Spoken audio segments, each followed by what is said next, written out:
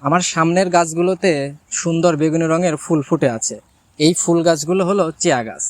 এখান থেকেই সাদা, কালো, বাদামি রঙের ছোট তিলের দানার মতো যেই বীজগুলো পাওয়া যায় এগুলো চিয়া বীজ। পুষ্টিবিদদের মতে চিয়া বীজে প্রচুর পরিমাণে omega 3 fatty acid, calcium, iron, magnesium ইত্যাদি রয়েছে, যা আমাদের হার্ট ভালো রাখে, ডায়াবেটিস নিয়ন্ত্রণে রাখে, এমনকি শরীরের বিভিন্ন বিষাক্ত পদার্থগুলো বের করে দিতে সাহায্য করে।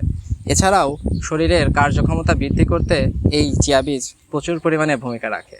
এ সকল পুষ্টিগুণের পাশাপাশি এই চিয়া বীজে রয়েছে কলার চেয়ে দ্বিগুণ পরিমাণে পটাশিয়াম, মুরগির ডিমের চেয়ে 3 গুণ বেশি পরিমাণে প্রোটিন এবং দুধের চেয়ে 5 গুণ বেশি পরিমাণ ক্যালসিয়াম। এছাড়াও কমলার চেয়ে 7 গুণ বেশি পরিমাণে ভিটামিন সি রয়েছে। চিয়া বীজগুলো আপনারা পানিতে ভিজিয়ে রাতে রেখে দিবেন এবং সকালে উঠে খেয়ে নিতে পারবেন। এছাড়াও বিভিন্ন ধরনের জুসের সাথে মিশিয়ে এই চিয়া বীজগুলো আপনারা খেতে পারেন, যা আপনার শরীরের কার্যক্ষমতাও বৃদ্ধি করবে। তাই আপনার প্রতিদিনের খাবারে চিয়া বীজগুলো যুক্ত করুন এবং সুস্থ থাকুন।